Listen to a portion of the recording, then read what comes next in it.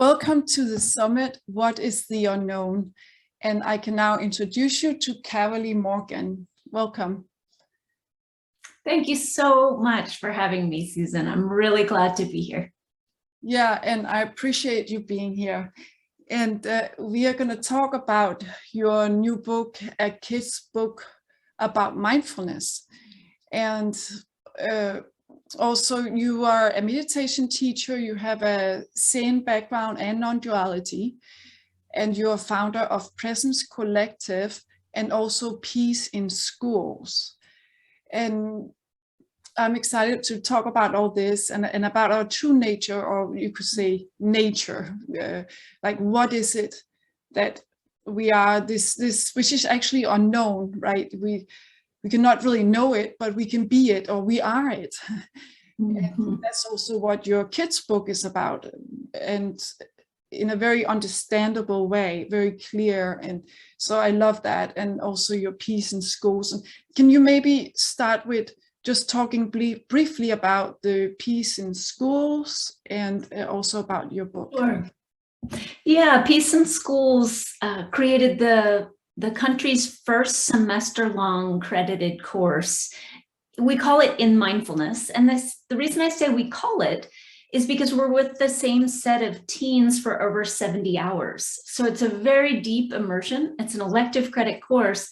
And these high school students have the opportunity to learn much more that is beyond just directing the attention to the present moment and various aspects of concentration mindfulness practice. They really get to experience directly who they are. And we offer a lot of different tools, and I like to call them contemplative technologies, that guide a student home. We're district-wide now in Portland, which is really exciting to be able to say. We're very close. I think there's one high school we're not serving, but we're in, I think, 8 high schools at this moment in Portland with this program. Yeah. And what do the kids say about it? Do they love it? What have you heard any response? We've heard so much response. It's such an honor to watch students go through this course. In fact, just yesterday through Instagram, a teen who had done my class years ago has just graduated from college and wanted to give me a little update and was talking about how much the class, the tools of the class, the experience of the community that's built in the class, the conscious community, has changed his life. And he tied it to not struggling with alcohol in the same way anymore. He tied it with being able to graduate from college, which was a real accomplishment for him. And so it's very touching. I don't want this to turn into a sales pitch by any means. And I love the videos on the peaceinschools.org website. So just seeing the teens describe their experience of the course is moving for me every time. I mean, I don't look at them that regularly, but let's say I'm giving a presentation and I watch them again. It's very moving to me to see the teens express their experience of what it means to know who they are, to find out who they are, to rest in who they are, and to act in the world on behalf of that authentic experience. Yeah. And also your kids' book is about that too. It is. And you asked me to bring it because you said it might be good for folks to see the cover. So I did. But then we must move on, Susan, because I do not want this to sound like a sales pitch conversation. Please be a donor to Peace in Schools. Buy my children's book. For $5.99, you can also get a new ceramic mug. Oh yeah, no. But really, I loved working on this children's book. It's dedicated to Rupert Spira, who I'm sure you know. And it's, I think one of the things I like about it is writing a children's book required me to get very simple, to be very clear, to use as few words as possible about what it means to come home to who we authentically are. So it starts with the question, who are you? You know, have you ever asked yourself that question? And of course you have, but a lot of, it's for ages 9 and up. I like to say 9 through 109, but a lot of folks, young people and parents haven't actually asked that question. So the book explores, if you're not your thoughts, if you're not your emotions, if you're not your coping mechanisms and your survival strategies in life, who are you? Yeah, and that's good to actually question that early on as a child. Yeah. Because we copy the adults that are around us, but it's not, a lot of adults don't know who they are, right? So it's like, oops, well, I can question myself and see, yeah, am I my thoughts? Am I my feelings? Am I my stories, my future, my past? What am I? And it's none of all that, right? Exactly. Children are modeling their experience after us. And if we're not modeling honest inquiry, if we're not modeling compassionate exploration into the nature of who we are, the nature of reality, to keep in keeping with your summit theme, if we're not willing to probe and explore the unknown, with compassionate and fiery inquiry, where will our youth find that doorway in? Yeah, and because kids as well as adults, they can, okay, who am I? And then if it's something we can observe, you could say, if it's something that's either appearing as the world, or as appearing as a thought, or appearing as an emotion, or even the body, it's like, it's not the appearance, it's what the appearance is in, right? That being, that presence. Or you write about the sky, it's like sky-like. Yeah, giving young people that simple image that you're like the sky. So anger's arising in you aren't that anger. Experiences, sensations, thoughts, emotions that are passing through you. So what I found in sharing it with young people is that it's an entryway into a reorientation of who we're conditioned to think we are.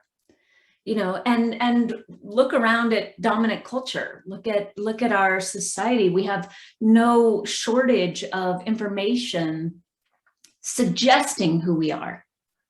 I was just reflecting the other day on how common it is to ask kids, well, what do you want to be when you grow up? And so, we're constantly focused on identity and striving for happiness, which forgets it's the striving for happiness is the ignoring of the way in which our essential nature is peace or happiness. Yeah. So it's not about striving out there, but it is about knowing yourself as you are, and that is fulfillment and peace in itself. Yeah, about recognizing, I like to talk with young people about recognizing it as home base of sorts. Yeah. That being as primary and fundamental, rather than something we have to strive for or discipline ourselves into. Yeah. So it's kind of noticing what you are, and knowing that for yourself, you always have peace there, even if the world is in chaos. Which it is. Yeah. Then well, what you actually are is not there. You can always return to or pay attention to it. Yeah, because you also write about where is it you put your attention, right?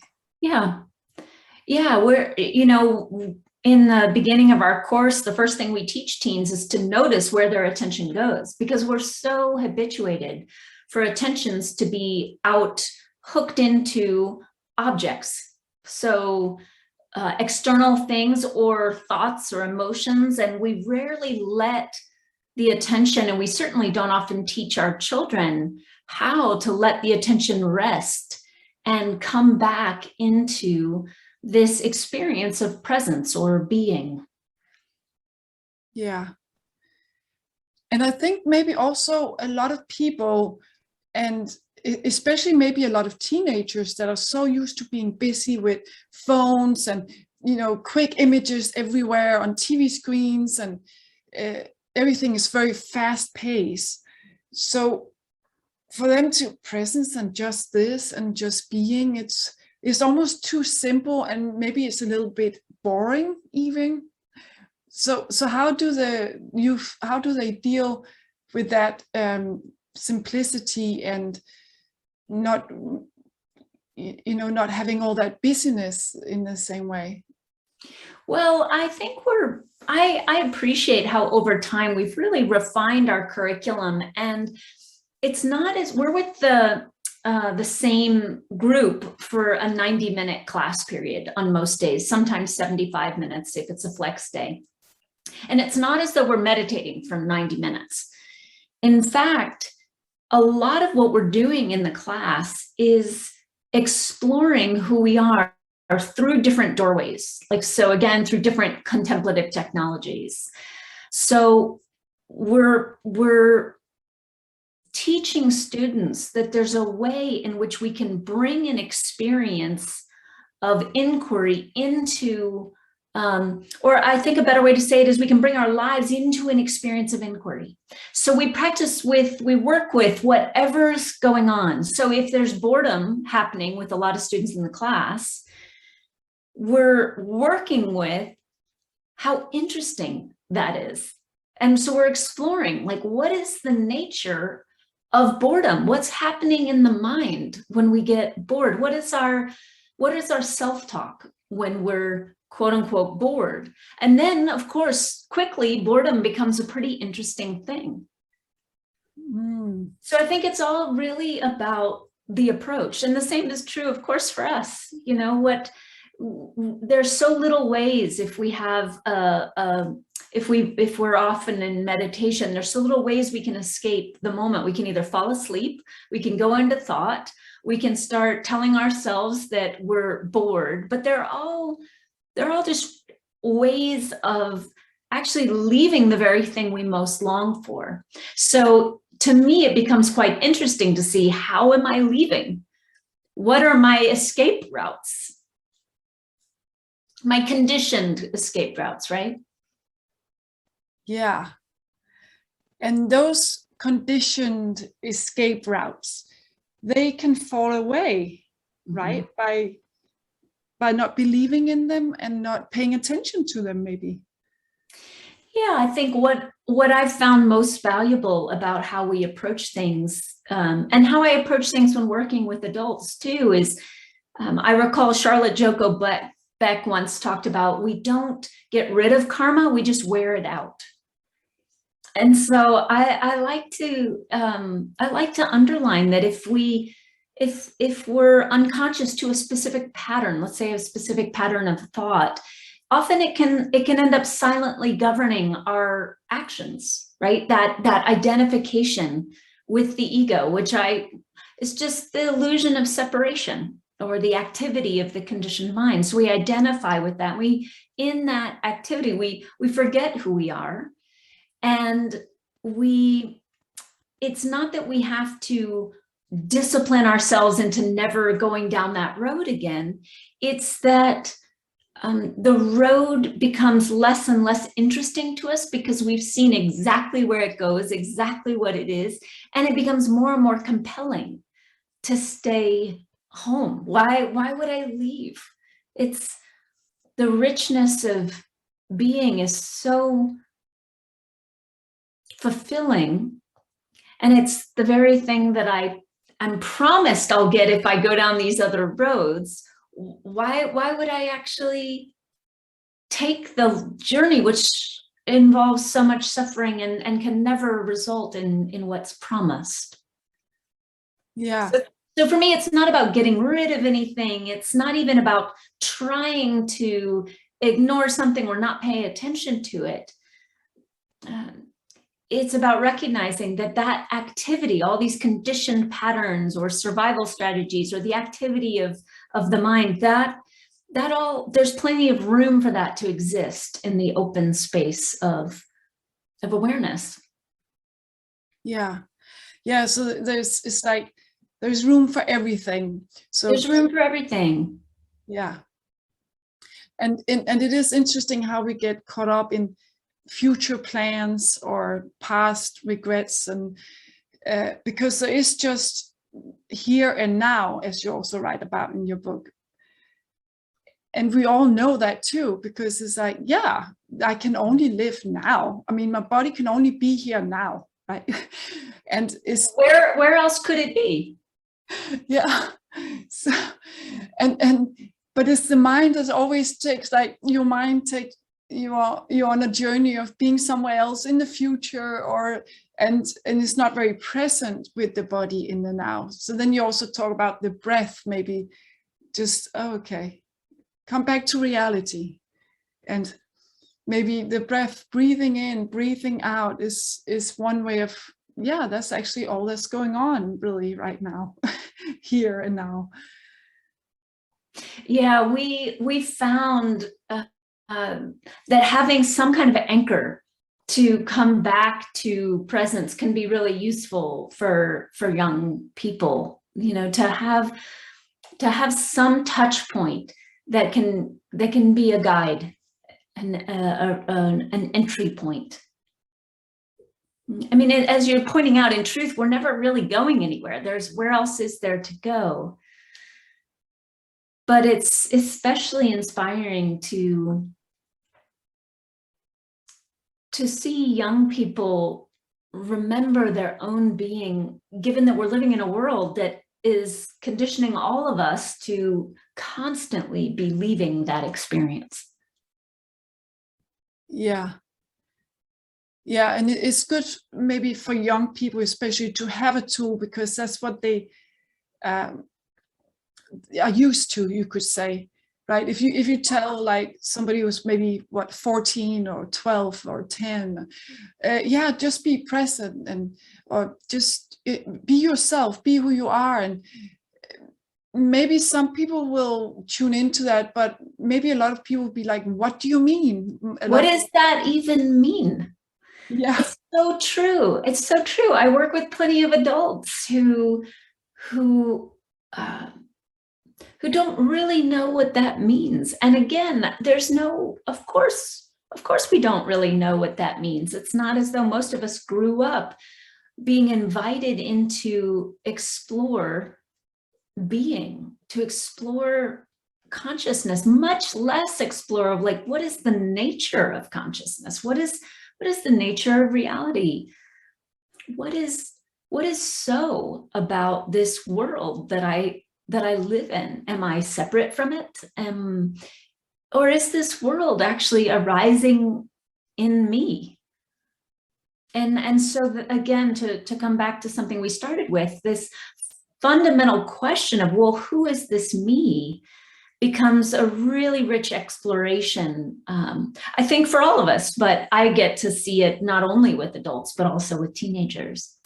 And I love working with teens, because something I'll often point to is the way in which teens, the veil between who they've been conditioned to believe themselves to be and who they authentically are is very thin. Whereas for some of us, it's not so thin. There are more layers, or it can feel that way, it can appear that way, right? Yeah. Mm-hmm. Yeah, and that's also what you express in your book, that be who you are, right? Mm-hmm. Like, and that is also like your natural. What do you like to do? What do you love to do? And so it's like following your heart. Yes, I mean, again, we're conditioned to ask, well, what do you want to do? And that's going to define your identity. So it's almost as though the dominant culture is one in which our worlds get smaller and smaller and smaller in some ways, because our perception of reality becomes more and more crystallized. Right? So this is who I am. This is what the world is. This is who you are. You're over there. I'm over here. We're separate from each other. I'm definitely separate from that group of people. So we're living out of this distortion of separation. Our actions are on behalf of a distortion of separation. So what shifts when, as you say, we begin following the heart, or as we allow our actions to be in alignment with a deeper understanding of truth and a clarity about who we authentically are. Yeah. And that what we actually are, we don't really know. I mean, we really don't know how all this is appearing, and right? I mean, that is a mystery. So it is unknown, but you can still rest in that unknown. It's okay not to know, because it's like the mind cannot know that, really, right? Will we ever really know? But we do know that we are here and now, and we are alive. And however that is, and how all these forms and voices and how that works, we don't know exactly, and how that came about. Was it the Big Bang or not? Or, we just don't know. Or is it the Big Bang every second? Is it, I mean, we don't really know. So we have to rest in that unknown, I guess, and just be okay with that, because it's okay not to know. It's the mind that always wants to know, right? But it's all right not to really know how this mystery happens. I'm hearing you. I mean, I think the part I want to reflect back is that the conditioned mind scrambles to know. It prides itself on being able to know. And when we live inside that kind of conditioned knowing, we're living inside a very small, quote unquote, reality in which the nature of that reality is separation. But I think there's a lot that we actually can know. So I think it's important to acknowledge that it sort of depends on how we define knowing. Right? So there's the sort of conditioned knowing, where I'm going to have particular knowledge, and then I'm going to be right about what I know. And I'm going to fight you, by the way, because you don't believe what I know, or you're not right about what I know. And there's the world of separation. But there's another knowing, isn't there? There's a knowing of our own being, which happens because of awareness. Happens because of consciousness. And that, consciousness is conscious, or awareness is aware. And there's a knowing to that. And I think it's an important distinction, because it's not my experience. If we just say, well, everything is fully unknown, that's true in terms of what we're trying to, in this conversation, dismantle about the nature of the conditioned mind. But there is something we know. In this very moment, we're aware. You're aware of the sound of my voice. I'm aware of you moving your head. I'm aware of the beautiful plants in your space. I'm aware of the light in your room. There's a primary knowing that I think we overlook, and that's the knowing of our very being. Yeah. So it's the knowing before you basically label anything. It's like the spontaneous knowing, just the awareness of everything before you add any story to what's in the room, or describing it, or commentating on it, or that. Yeah, it's an interesting point. You're describing it as prior to the stories, prior to the labels. And that does feel so to me. It feels like it's, now we have to be careful because prior can imply time, and time is a construct existing in the conditioned mind. But there is, you know, language can be tricky, and I think there is something valid about that felt sense that this knowing that we're speaking about now, which is a type of luminous awareness that simply is, it is before that activity of the conditioned mind. Yeah, and I know, and simultaneously, and it's hard to speak about it because it can make it sound like it's two different things. There's awareness and then what's happening, but it's one and the same, like non-dual. So it's it's difficult to actually talk about it, but we all know it, we all are it, and it is this, I like this space. The word space is kind of like, you know, the skylight space is like that just allows everything to happen. Yeah, I think you're right. There can be implied separation.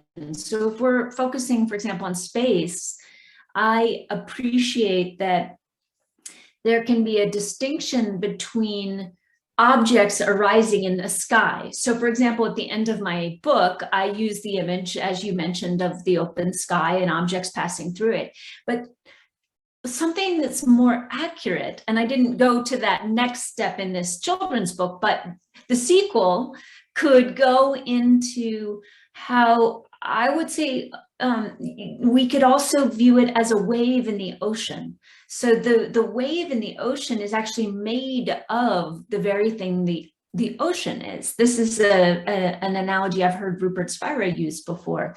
This image gives it more of the same quality, as opposed to, as you're saying, the separateness of a plane or a bird moving through the sky, right? So you can't take the current or the wave out of the water. It's made of the water. Yeah. And also, so the adults book that you're working on, that's going to come out next year, what is that about? It's also about what we are, our nature, but it's more directed for grown-ups. This will be for adults, and it's the working title is The Heart of Who We Are. So it's funny, the language you're using. Yes, that's basically the title, The Heart of Who We Are. And I'm playing around with subtitles, but right now I'm playing with moving, let's see, The Heart of Who We Are, turning toward the collective, turning toward, this isn't a good subtitle if I can't remember it, is it, Susan?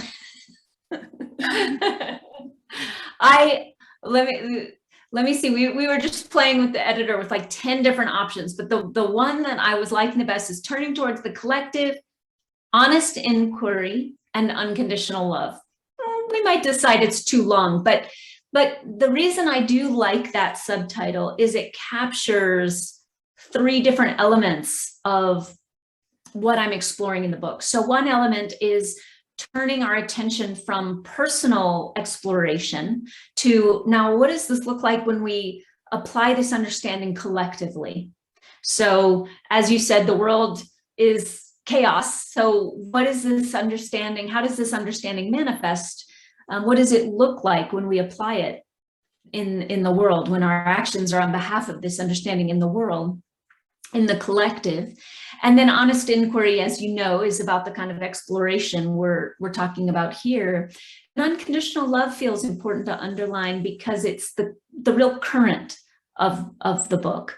The book touches on both the relative plane of reality and the absolute plane of reality, and very much is reminding us of the love that's infusing all of it, permeating all of it, inviting us back to rest in that.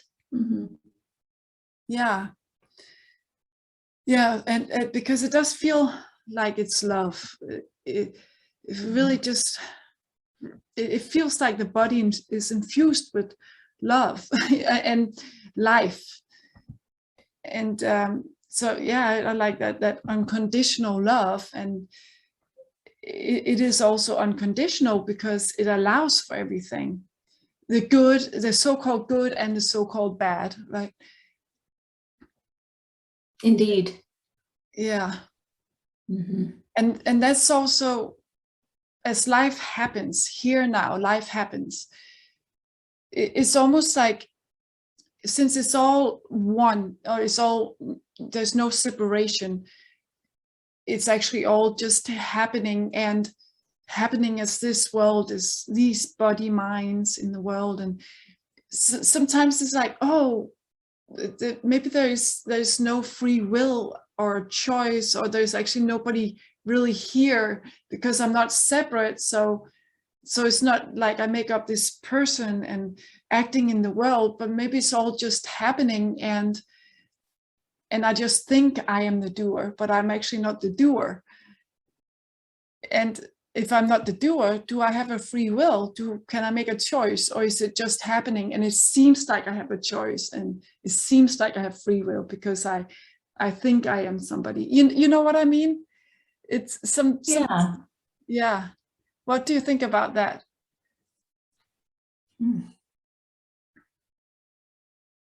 Because sometimes I'm like, well, I want to pay attention to my nature, and I want to be this, I want to act out of that instead of my conditioned self, and so on. And then I'm like, wait, who is here to choose that, really? Maybe, but at the same time, it feels like, no, I can pay attention to myself and not the conditioned self, and not believe that. It seems like I'm making that choice. Seems to me in this moment that it comes back to what we started with. It's so interesting to me how this is unfolding. What I think is confusing to us is truly knowing who we are. So it's confusing if I identify with the conditioned mind, but I have this felt sense that I must be something more than that. But I kind of bounce around with not being clear on, well, am I, the way you're describing it, Susan, makes it almost sound like the recognition that you are not this conditioned self leaves you being nobody. And yet you describe that's not your felt experience. It's interesting to me, several times in this conversation, you've talked about aliveness. You've mentioned aliveness. So it's certainly, you would never describe like no one's here. No one's here to make a decision. Life is just spontaneous, but I'm not here. I'm just being dramatic to make a point. You weren't saying those things, but do you know what I mean? Yeah, I do. Yeah, that's. I think if we would all describe our very being having the kind of aliveness or luminosity that you're pointing to, and yet we confuse that to be this body mind. And when we do, we forget that the movements in the world are actually the movements in the world of something much larger than we're conditioned to perceive ourselves to be. Yeah, I like this. So it's that we are that aliveness. It's not like it's just like no one as such. There's this aliveness, this, we can call it maybe also life force, or whatever it is, and that is what we are, and not the conditioned self as such, which is somebody. That's the separate self.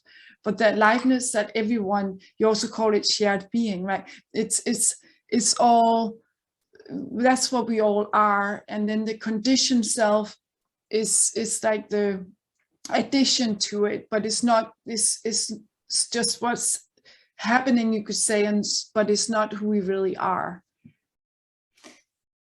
Yes, it's like it's the activity, the conditioned mind is a veil, and what's veiled is who we authentically are. And you know, it's funny, Susan, I don't often use the word spirit per se, but if we wanted to go with that, because I think the word might be coming through for me because you're using this word aliveness.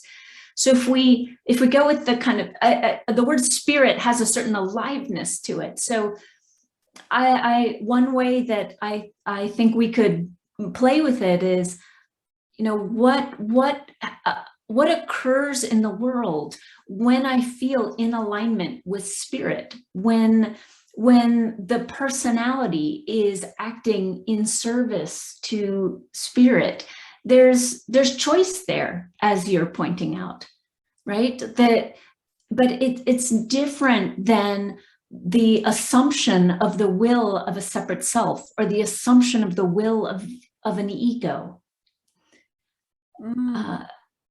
Yeah, I can see the difference there. Yeah. I mean, you know, I sat on a plane next to someone who founded this company, a kid's book about, or he was actually friends with the person who founded the company. One thing led to another. Then I got invited to do a children's book.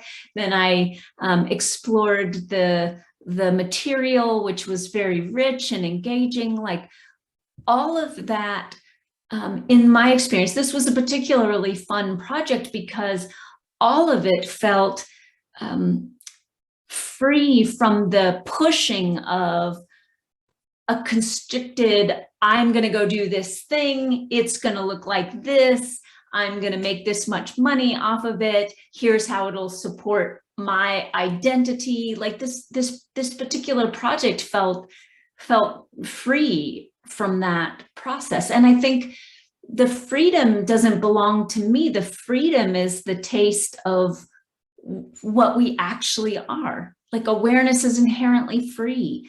Awareness is inherently